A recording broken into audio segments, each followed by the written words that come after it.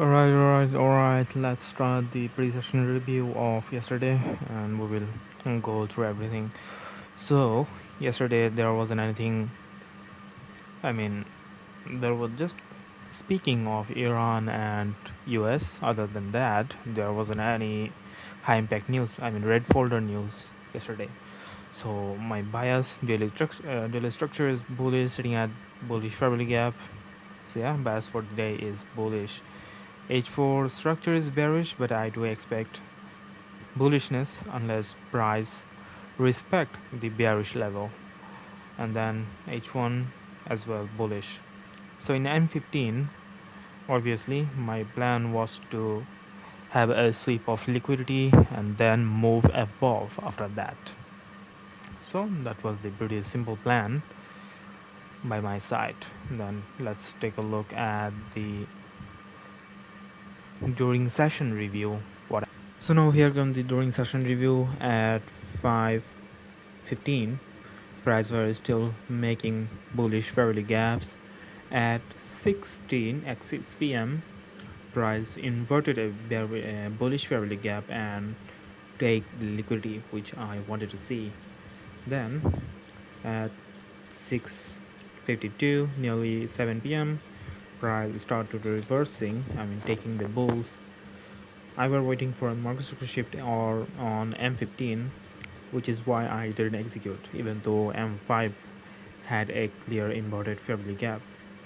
So at 7:24, I were price were sitting at the bearish order block.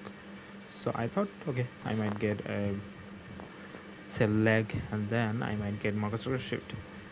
Then come 8:16, in which I had already executed and currently price were running at drawdown. My initial SL was around this area, but then I managed to put above here, and the only reason being is that there was I had taken another position on Nasdaq. I will be talking about that as well. So I do expect the price to move bearish since we do have this huge order block against me. So when price broken above this one, when price created a in order block, or let's say an engulfing candle, I put my SL below that order block, got out with the big spike of the week. Let's take a look at the US 100 or Nasdaq. So in Nasdaq, price were making bullish moves again, all-time high. So H4 also were respecting bullish fairly gap. H1 has order block and fairly gap as well. So what I expecting yesterday was to price move below and then have the market structure shift so that I can move bullish, and obviously you can see that on. So here is how yesterday went. My plan was to buy, and this first of all, this one is the daily order block or fairly gap, and this one is the H1 fairly gap. We do have this liquidity after that market react out of it.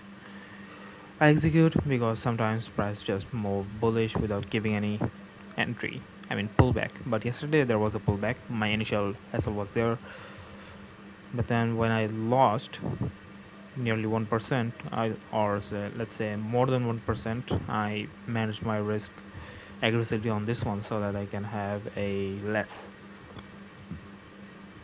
risk on this one. But still, got out with the spike and price went bullish after that. Now, thinking back, obviously that isn't my type of thing to do, but I could have just executed on this one. This inverted fairly gap. My entry would have been here, SL below this one as LOS, and entry would have been, TP would have been this area. Well, nearly a good trade, I would say, even though it was out of my time window, but still the setup was there. But it is what it is. Now if I take a look at the US 100, as yesterday, price kicked me out first and then moved bullish. So there we go. We do have the market structure shift with an engulfing candle execute on there. Got out quickly, and then market reversed toward this level, take all the liquidity of the day, and then inverted this fair value gap, move bullish. So yeah, that was it pretty much. So not that I can say anything about this one right now. Let's see how today turn out. And the mistake I made yesterday is taking two position in a single day. I were planning that if Euro USD didn't has anything, or let's say Euro USD condition is bad, then I would like to look at the US 100, and obviously we'll be looking for entry. But yesterday I got the entry on Euro USD. Soon after that I jumped into that thing. So which was a very bad of me, but of my side. But still, let's see how today turn out, and yeah, that's it.